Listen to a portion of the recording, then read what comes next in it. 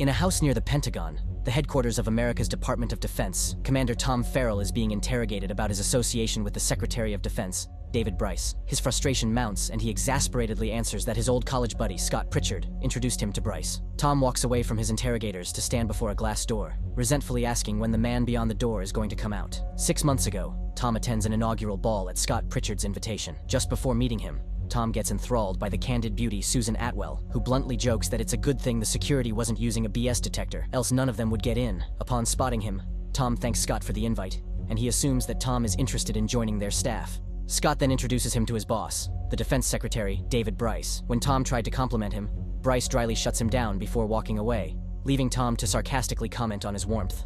Scott's untroubled, though. Bryce is the most brilliant man he knows. He rides the bicycle hard and preaches that the usual social norms don't apply to geniuses like him. Hell, he'd even lay down his life for his boss if he has to. Eventually, the trumpets blare in recognition of the new president's presence, but Tom's more focused on Susan. He finally gets the chance to approach her while people are dancing the twist. Susan declines Tom's own invitation, opting to have a drink with him instead. Meanwhile, Tom just teases her that she's impressed with him. She continues to banter with the commander by playfully betting that he's just like the other overbearing suck-ups she knows. When Susan gazes at the dance floor and points out how a potential nausea situation is building, a very enamored Tom stares into her eyes and invites her to leave. She comments that her date won't appreciate her vanishing act, but his wife sure will. This is when Tom realizes that he's playing with fire, but he soldiers on regardless. With that, they flee the Shoreham Hotel in a cab and give each other some loving in the back seat.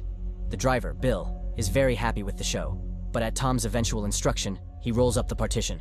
For whatever reason, Susan doesn't bring Tom to her home, and instead, she heads for her friend's apartment. She asks Nina Bika to let her stay at her place for the night while Nina stays at hers, which has a bunch of food and alcohol, might she add. When Nina asks why she doesn't just go to her place, a love-drunk Nina hushes her and tells her it's just one of those things. Susan promises that a certain he won't call though. And with that, the two friends happily part ways while Tom gets to part the sea in Nina's apartment. One morning, the two are once again being handsy in the back seat, but this time, in a taxi. Tom finally breaks free from the smooches, and Susan reminds him to send her postcards from exotic ports of call he'll visit during his duty. With that, the lieutenant enters the gates of TWA Flight Center, but not before winking goodbye to a teary-eyed Susan. One stormy night at sea, Tom observes that the vessel's motion changed, so he checks up on the outside using binoculars. His comrade brings up that their fleet radioed about a Russian sub they're supposed to keep up with. To defuse the tension, Tom jokes that he should be given the chance to test out their explosive charges. However, in a matter of seconds, he's forced to take action when the ship's lookout is about to be swept away by a dangerous series of swells. Tom immediately commands the rest to sound the rescue party, but the lookout is barely clinging to the vessel's railings. Without any minute to lose, Tom carefully glides against the intense air current and crawls toward his flailing comrade, even without a safety line on. He manages to pull the lookout back to safety, garnering him a place atop the newspaper headlines the next day. As Secretary Bryce peruses the rest of the paper, Scott joins him for breakfast and brings his boss more detailed reports on the recent leak on budget cuts. For the next 4 years, Bryce is committed to putting the chair of the Armed Services Committee, Senator Duvall, in a chokehold. Meanwhile, the senator, who Bryce describes as a fraud, is just sitting right at the other table. Bryce approaches Senator Duvall, who's in disbelief about the government's plans to cut back on defense-related investments into the powerful Phantom submarine. Bryce puts on his best poker face and assures Duvall he won't take action without consulting the senator first. However, both Duvall and CIA Director Marshall see right through Bryce's pretense. Outside the restaurant, Scott's concerned that if they push things too far with Marshall, they'll have the CIA against them. Bryce then remembers Tom's extensive background in naval intelligence and requests Scott to bring him in. As for Tom, he's currently in the Philippines. He gets his bag stolen by a local kid, but after a brief and lighthearted chase, he doesn't do anything about it. At night, Tom's idling inside the dingy local clubs. He tries to call Susan, but she's taken aback upon hearing his voice and promptly hangs up. Thinking that it's a disconnection issue on the operator's end, a furious Tom rips off the payphone from the wall, causing an awkward silence. That is, until he orders another round of beers. As for why Susan rejected Tom's call, well, the carefree woman's having a go with Secretary Bryce. She doesn't look as happy with him as she does with Tom, and it's a recipe for disaster, considering that Tom's back from the Philippines to work in the Pentagon again. He first heads to his apartment to collect some mail from the Russian manager of the place, and he's happy to have Tom back. He then goes to visit Susan, who looks absolutely thrilled to see her ancient mariner again. The very endearing and zany woman is all up on him, and she claims that she wrote to him, though she's semi-literate, so it was a waste of time. In her bedroom, her bubbly and wanton antics have Tom blushing, so she insists on having his face on camera. Her phone rings, but she hurriedly throws it off her table before snapping her shot of her blushing mariner. Laughing, Tom takes the camera and tears out the Polaroid, which was still a negative shot, so he looks like a baboon in a closet at midnight,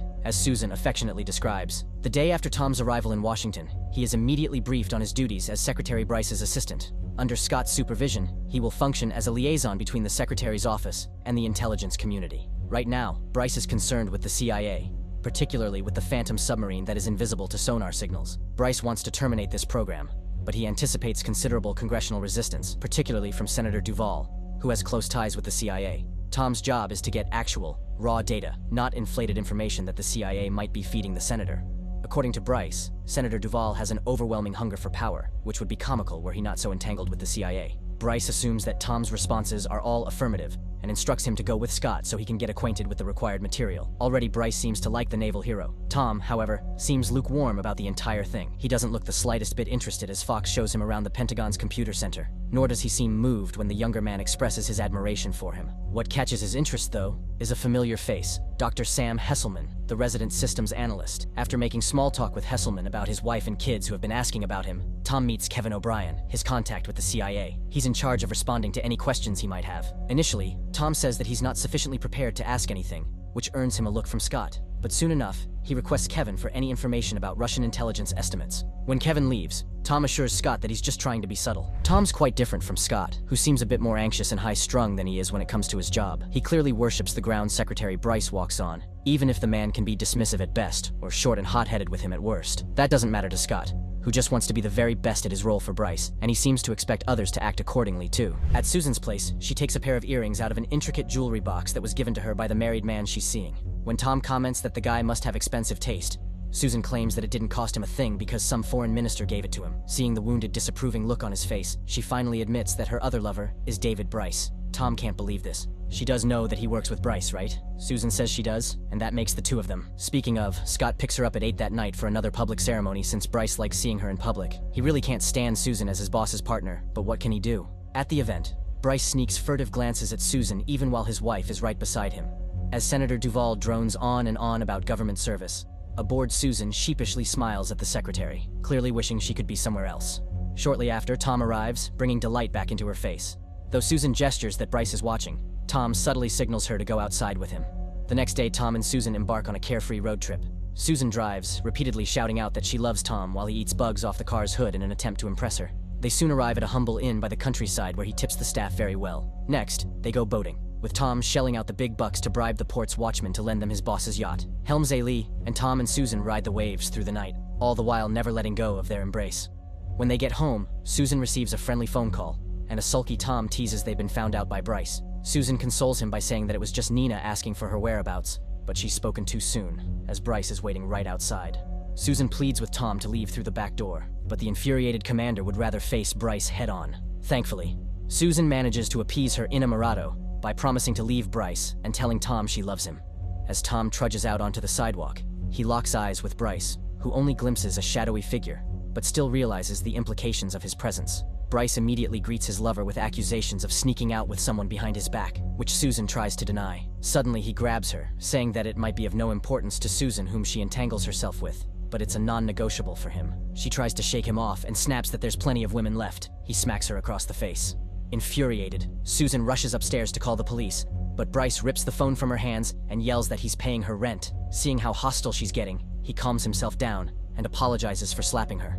His tone changes quickly though as he continues demanding to know who the man is, and a spiteful Susan only says that he isn't a pig like Bryce. Blinded by rage, Bryce slaps Susan so hard that she flies over the stair railings and crashes to her demise into the glass table below. A panicked Bryce goes to Scott and tells him what happened. While Scott very hesitantly places his hands on his boss's shoulders to comfort him, Bryce shakily shares that the mystery man saw him under the light. Scott promptly goes to Susan's apartment, and he stares blankly at her dead body for a few moments before tidying up all the evidence linking Bryce to the accident. He also finds an indiscernible negative side of a Polaroid, which he shows Bryce, who claims that Susan has never taken a photo of him. It's clearer now why Susan struggled to leave Bryce. He funded her lifestyle. That's why he could make her go to events that don't interest her just so he could get off of seeing his mistress in public while he's with his wife. Bryce clearly believes that he owns her, and because of his possessiveness, Susan's dead. As for Tom, he's the unfortunate catalyst behind her death. If he weren't so insistent on making his presence known, Bryce could have been less suspicious. Tom knew that he was coming, yet he emerged right when Bryce was at Susan's door, and instead of moving along, he just stood there, staring. It was almost like a silent challenge to Bryce. He even called Susan's number while Scott was tidying up, which could have compromised her had she been alive. And before that, he subtly pressured Susan into coming clean about their relationship, which helped convince her to push Bryce away. With that settled, Scott decides to use that Polaroid to their advantage before cooking up a possible angle for them to use. What if the search for this man was of vital national security? That way, it could become a secret operation that they could control. And to justify it, they'll pretend that the killer could be Yuri.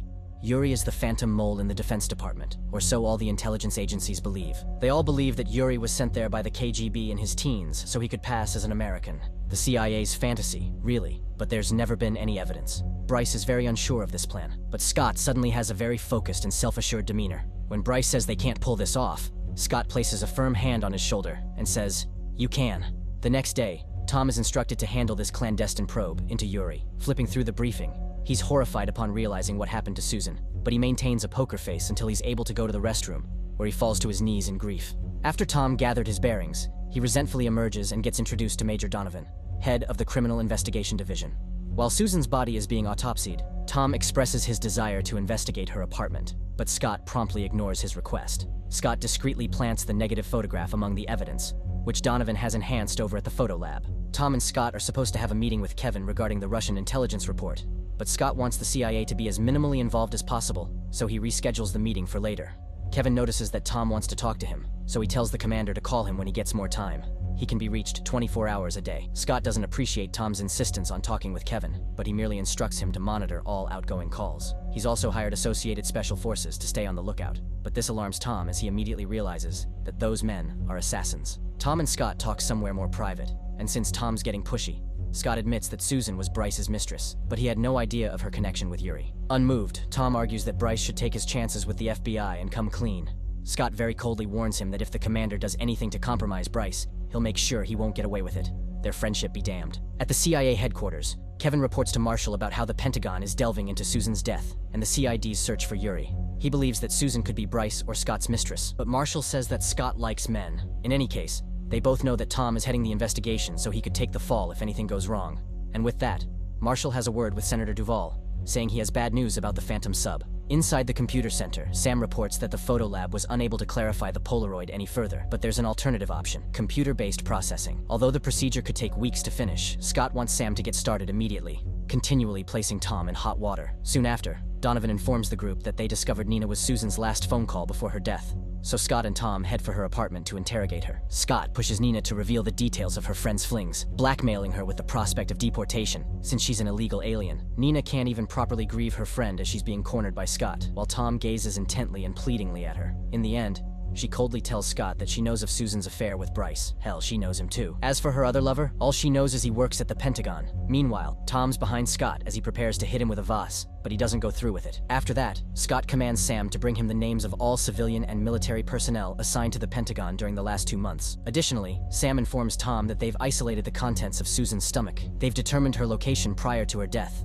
the upper Chesapeake Bay, where she and Tom went boating. However, even though the clues are slowly pointing toward Tom as the perpetrator, things could change for him if he leverages a piece of evidence an investigator found: Susan's jewelry box given by Bryce. As for Bryce, he's being hounded by Duvall, who's grilling him for investigating without the involvement of the FBI, CIA, and even the Washington police. His calm exterior is crumbling, and he's matching Duvall's outburst with his own. But luckily, Scott smooths out the situation by identifying that Duvall's worried about them acting peremptorily on the Phantom sub. He suavely promises to accommodate him, which pleases Duvall enough to back off. But once he's gone, Bryce takes his anger out on Scott and throws his files at him, snapping that his plan isn't going to work. Scott's demeanor now is truly a far cry from his more anxious disposition from before, as he firmly says that it will. Bryce just needs moral courage. Meanwhile, Tom hands the jewelry box over to Fox so he can investigate it. He's to instruct the CIA to get in touch with him. With Fox hurrying off, Tom notices the assassins on the move. Realizing that they're off to kill Nina, Tom chases them, much to Scott's disapproval. He crashes their vehicle, distracting the pair from their mission, and a wild chase ensues. After repeated falls, Tom makes it to the boutique where Nina works. He warns her to flee as far as she can, but once she's gone, he gets intercepted by Scott's goons. He berates Tom for his recklessness,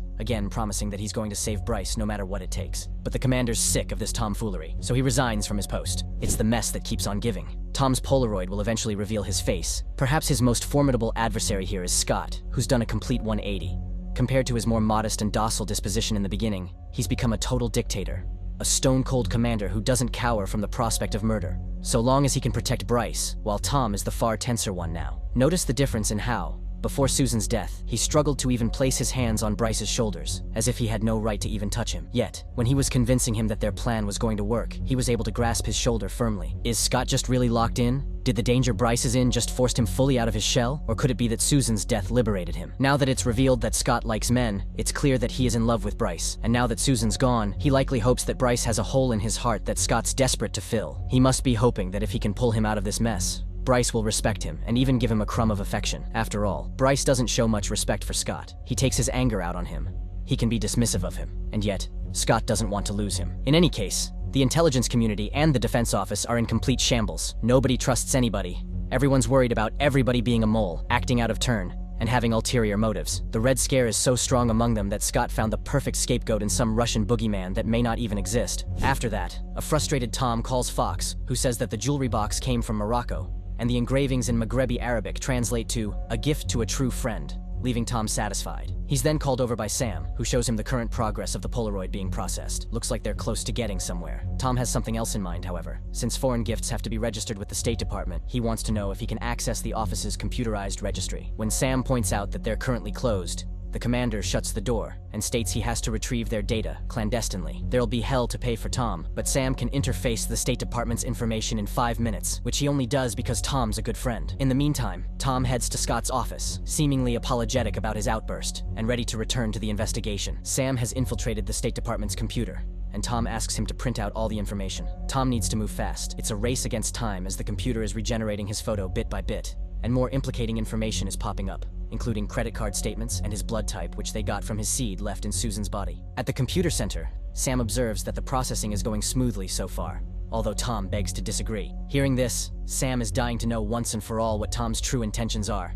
And finally, Tom gives in, revealing he's the man in the Polaroid. He'd been seeing Susan Atwell, but he had nothing to do with her murder. Sam's the only one he can confide in about how the entire spy hunt thing is a sham, although Sam's hesitant to believe that Yuri's just a fabricated concept. Still, Tom promises that everything he's doing is also to protect Sam, seeing as Bryce and Scott are willing to spill blood just to silence those who know the truth. With this, Tom begs his old friend to delay the resolution of the Polaroid. He just needs more time to iron out the situation. A heavily conflicted Sam complies with Tom's request, though shouting at his subordinate to shift to a different analytical method might not have been the most subtle way to go about it. Scott's agents are also detecting red flags from Tom's erratic behavior, but the commander steadfastly carries on and temporarily escapes to the restroom. After taking a glimpse at the credit card statements dug up by the CID, Tom realizes they're bringing in witnesses who could identify Susan's significant other, including the port watchman present during their boating trip. Once Scott's goons leave the vicinity, Tom exits the restroom and skips over to a payphone. He tells the mysterious person on the other line that he can't leave right now, but he'll come over as soon as possible. Suddenly, as Tom's walking down the hallways, he's spotted by the watchman,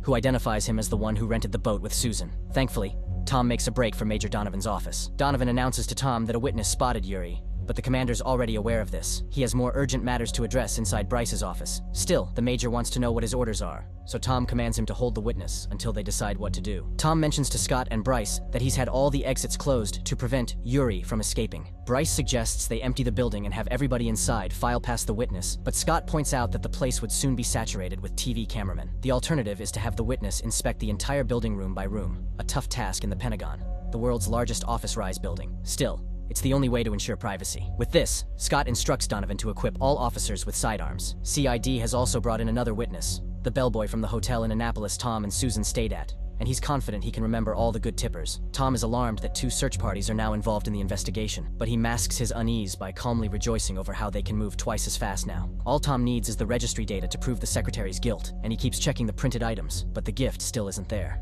Right now, he's delaying the search as much as possible by suggesting they stick to the original plan of having the witness pass through everyone in the building, much to everyone's exhaustion. Still, the Polaroid processing can't be slowed down any further, so he finally tells an increasingly agitated Sam that Bryce is the one who killed Susan, and they'll have Tom killed too, if they find out it's him. He just needs Sam to search the State Department registry directly for the present. Despite his reluctance, Sam gives in, though the registry still isn't printing out the details for the jewelry box. To make matters worse, the search party reached the computer center, so Tom quickly escapes and goes through a ceiling vent. However, the crap cherry on top of Tom's crap sundae is the ever-so-honest Sam coming to Scott and reporting that 1. Tom knew Susan, and 2. He thinks Bryce killed her. Sam knows that Tom's more high-strung than he appears, and in the end, he doesn't believe that there are people out to kill Tom. Unfortunately, his honesty leads a very stone-faced Scott to shooting him for knowing too much. The good thing is, the registry data finally printed the details of the jewelry box, and sure enough, Bryce is named as the recipient. However, Tom is soon cornered by Scott's goons in the computer center. After ripping off the printout from the fax machine, Tom dashes off to the secretary's office. Once he arrives, he turns the tables on one of the assassins by commanding the standing sergeant to arrest him. And to keep him from talking, Tom hits him in the nuts. Inside Bryce's quarters, Tom forcefully bids him to call off the search, insinuating Bryce isn't looking for Yuri, but rather someone who knows of his affair with Susan. Tom's prepared to use the registry data to implicate Bryce, but Donovan interrupts with news about Sam's murder. Not long after, Scott arrives, instructing the major to resume the search and closing the door behind him. Tom accuses Scott of having Sam killed, but an increasingly unhinged Scott counters by framing Tom as Sam and Susan's murderer. As Tom and Scott grapple each other to the death, Bryce breaks the deadlock by choosing his reputation and opting to appease Tom. His plan? Paint Scott's loyalty as a lunatic infatuation with him, causing him to kill Susan out of jealousy. A devastated Scott has his worldview absolutely shattered as his boss desperately tries to compromise with Tom to stick to his narrative. Tom, however, is completely disgusted by him. Scott's on the verge of a breakdown, but he reels himself in. His trembling hand grasps the gun, and while glaring intently at Bryce, he calls out his name. When Bryce looks at him, Scott wordlessly brings the gun to his temple and deals the finishing blow. Soon after, Donovan rushes in, and for all of his assistant's loyalty, Bryce pays him back by telling Donovan that Scott is Yuri, officially ending the search. Tom remains repulsed by him, and outside, he orders Fox to deliver the printout of the registry to CIA Director Marshall, the secretary's arch-rival. The commander leaves just as the Polaroid reveals he's the other man Susan was entangled with. A heartbroken Tom visits Susan's grave,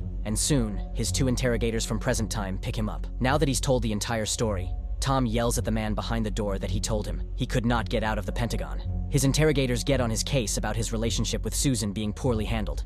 And to this, Tom asserts that they told him to be her lover, so he became her lover. Finally, the mystery man emerges from the door, and it's actually his landlord, speaking to Tom in Russian. He's able to answer at first, but he asks him to slow down as it's been a very long time since he had to speak the language. In a shocking turn of events, it's revealed that Tom Farrell doesn't actually exist. His real name is Evgeny Alexievich, and he's Yuri, the high-level mole working for the Soviet Union. He comments that Moscow wasn't amused when he passed his bag in the Philippines. All they got was his underwear. I should have acted back then, the landlord/Soviet handler said. Now, it's not possible for Evgeny to stay in America. The incident has given America their Yuri, and Evgeny's now a hero of the Soviet Union, which he refuses. He refuses to go back too, and while he came here because he thought he owed his handler that, nobody can make him return. Evgeny leaves the safe house, and the handler stops the interrogators from shooting him. After all, he's sure he'll return. Evgeny has no other place to go to. Evgeny Alexievich, the ghost of the intelligence communities, willingly invited into the Defense Department.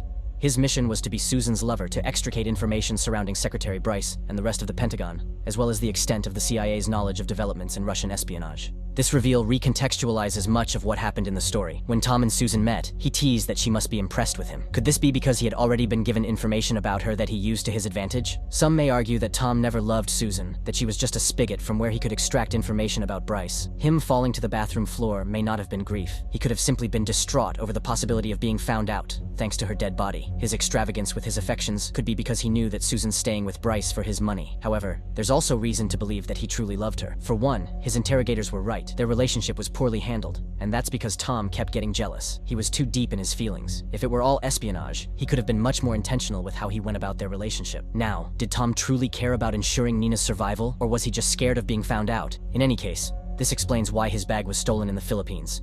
Given what the handler said about Moscow being displeased to only find his underwear there, they must have been expecting Tom to have important documents there. Speaking of the handler, the reveal also explains why Tom was staying at an apartment with a Russian manager amidst the Red Scare, along with why he didn't want his picture taken, and the phone calls he was making. So many explanations, yet so many questions. Still, the main one now being, what happens to Tom? What life awaits a man who spent most of his years being someone he isn't? Now that the identity needed to be buried, there's only two options for him now. Tom can live life in his own terms with the name he wants to use, or he'll prove his handler right and come back, for there's no way out. Subscribe to watch more videos like this, turn on notifications and leave a like to help the channel out. Thank you for watching.